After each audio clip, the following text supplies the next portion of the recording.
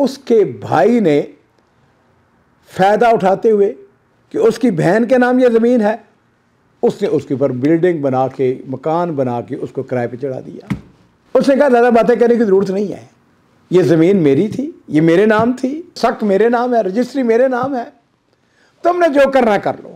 تم نے جو 1.5 لاکھ ریال اپنے حصے کا دیا تھا، اس کو ٹرانسفر کیا تھا بینک کے ذریعے یا کیش دیا تھا؟ 1 ملین ریال ہرجانے کا اس نے مقدمہ اس کے اوپر کر دیا۔ السلام علیکم ورحمۃ اللہ وبرکاتہ۔ بسم اللہ والصلاۃ والسلام علی رسول اللہ۔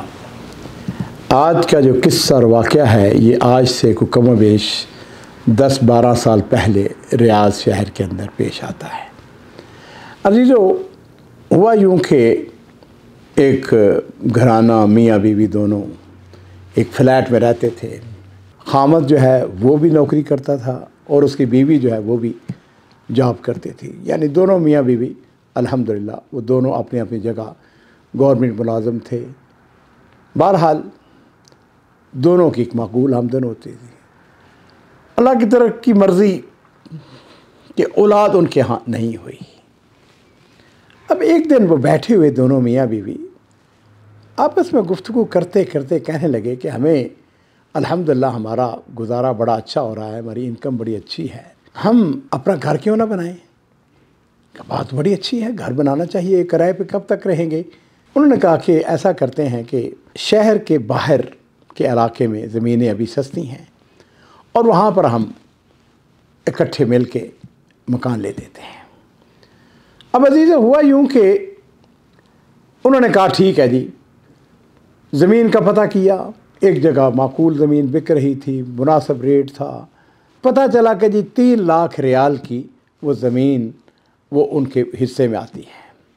خیر انہوں نے کیا کیا، بیوی نے کہا آدھے پیسے میں دوں گی اور آدھے پیسے تم دینا۔ اس کا ٹھیک ہے، آدھی آدھی۔ لو جی اتفاق ہو گیا دونوں کا۔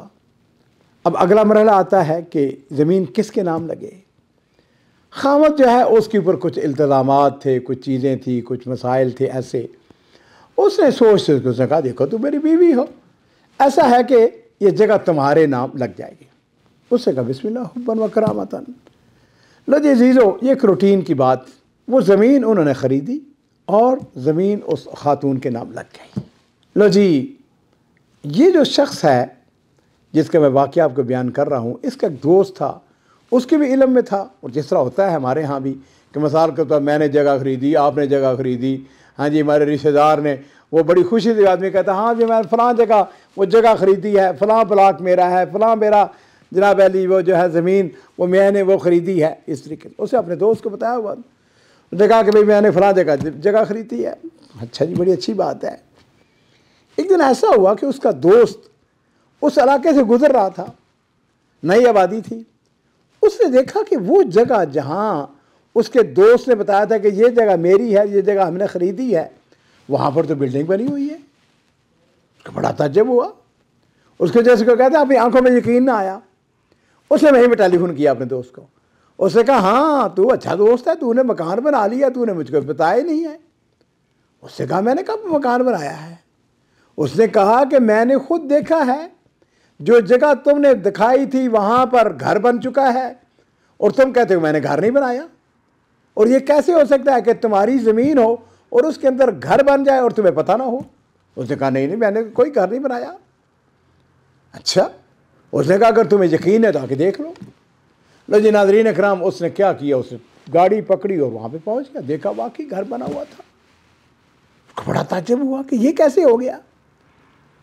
اچھا حسن اتفاق کہ اس کی بیوی میکے گئی ہوئی تھی، اس نے وہیں پر ٹیلی فون کیا، اس نے کہا ہاں فلاں کیا حال چال ہے، کیسی ہو؟ اس نے کہا کہ وہ زمین جو ہے ہماری، اس کے اوپر تو کسی نے مکان بنا لیا ہے، تم نے مکان بنایا ہے۔ اس نے وہ جس کو کہتے ہیں آئیں وائیں شائیں، یعنی ادھر ادھر کی بات اس نے ٹالنے کی کوشش کی۔ خیر جی اس نے کوئی واضح جواب نہیں دیا۔ اس نے کیا کیا، وہ گھر کے قریب ہی وہاں پہ کھڑا تھا، ٹیلی فون کال کر رہا تھا، اس وہ گھر میں چلا گیا، اس نے جا کے دروازہ ناک کیا، اندر سے جو صاحب باہر نکلے، اس نے کہا یہ گھر کس کا ہے؟ اس نے کہا یہ فلاں بن فلاں کا گھر ہے۔ اور یہ فلاں بن فلاں کون تھا؟ یہ اس خاتون کا بھائی تھا۔ اب عزیز ہوا یوں کہ اس کے بھائی نے فائدہ اٹھاتے ہوئے کہ اس کی بہن کے نام یہ زمین ہے، اس نے اس کے اوپر بلڈنگ بنا کے، مکان بنا کے اس کو کرائے پہ چڑھا دیا۔ اور ناظرین اکرام، یہاں سے اگلی بات شروع ہوتی ہے۔ بیوی اس کی گھر آئی، اس نے کہا کہ یہ تو نے کیا کیا ہے؟ اس نے کہا زیادہ باتیں کرنے کی ضرورت نہیں ہے، یہ زمین میری تھی، یہ میرے نام تھی، میرے نام لگی ہوئی ہے، سک میرے نام ہے، رجسٹری میرے نام ہے، تم نے جو کرنا کر لو۔ اور ساتھ ہی اس نے اس کو یہ بھی دھمکی لگا دی، اس نے کہا اولاد ہماری کوئی نہیں ہے، اگر ہم علیحدہ تم ہونا چاہو تو میں علیحدہ ہونے کے لیے بھی تیار ہوں، میں نے مراد یہ تھی کہ تم طلاق دینا چاہو یا میں خلا لینا چاہوں تو دونوں ہاں اپنے طور پر آزاد ہیں۔ ناظرین کرام، یہ کوئی بات چھوٹی سی بات نہیں تھی۔ اس کا خاوند اس کو کہتے سر پکڑ کے بیٹھ گیا۔ اس نے کہا کبھی ایسا بھی ہوا ہے جس طرح تم کر رہی ہو؟ لیکن جب خوف خدا نہ ہو تو پھر اسی طرح ہوتا ہے۔ لو جی، اس عورت نے اس سے خلا لے لیا یا اس نے طلاق دے دی، بہرحال ان دونوں کے درمیان علیحدگی ہو، وہ اپنے گھر چلی گئی، میکے چلی گئی۔ اب اس نے کیا کیا؟ یہ ہے وکیل کے پاس چلا گیا، اس نے جا کے کہا کہ میرے ساتھ ایسے ایسے ہوا ہے، اس کا کیا علاج ہے؟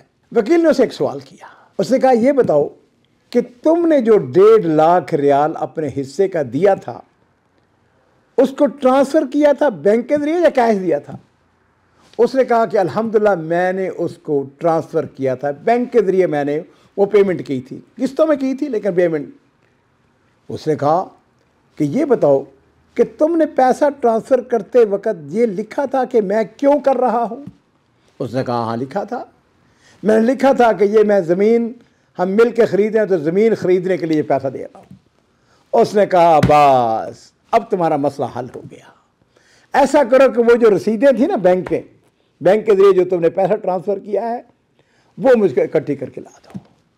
اور اس نے کہا کہ پہلی ہی پیشی کے اندر مقدمہ تمہارے حق میں ہو جائے گا اللہ کے فضل و کرم سے۔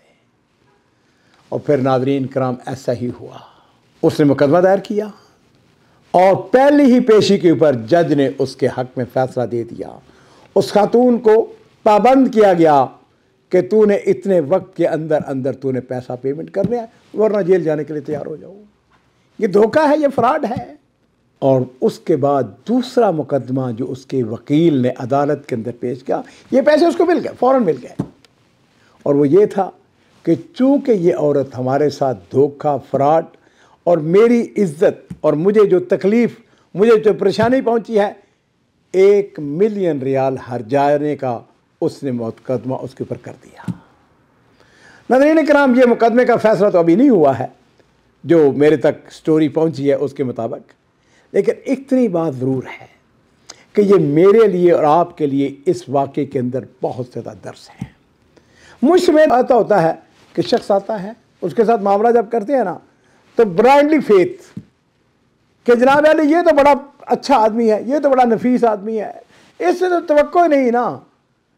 اور پھر کیا ہوتا ہے کہ بڑے بڑے جو اپنے جن کو سمجھا جاتا ہے، جن کو یہ سمجھا جاتا ہے کہ ان سے شر کی توقع کی نہیں جا سکتا، کہ وہ شر کے مرتکب ہوتے ہیں اور وہ آپ کا پیسہ ہڑپ کر جاتے ہیں۔ کیا ایسا نہیں ہے کہ ہم اپنے زندگی کے اندر، معاملے کے اندر دیکھتے ہوئے لکھنے کی زحمت گوارا نہیں کرتے ہیں، گواہ نہیں لے کے آتے، حکومت کا انوالو نہیں کرتے، بینکوں کا انوالو نہیں کرتے، اور پھر بعد میں صدمے سے دوچار ہوتے ہیں۔